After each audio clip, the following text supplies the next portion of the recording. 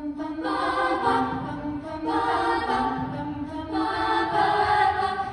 a famous trumpet man from out Chicago way. He had a boogie style that no one else could play. He was the top man at his craft. But then his number came up and he was gone with the draft. He's in the army now, blowing red.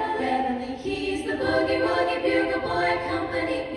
They made him blow a bugle for his Uncle Sam. It really brought him down because he couldn't jam. The captain seemed to understand, because the next day the cap went out and drafted a band. And now the company jumps when he plays reveille. He's the boogie woogie bugle boy, Company B.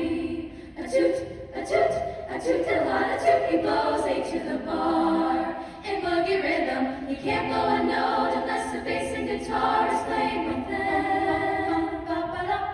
And the company jumps when he plays reveille. He's the boogie woogie bugle boy of Company B.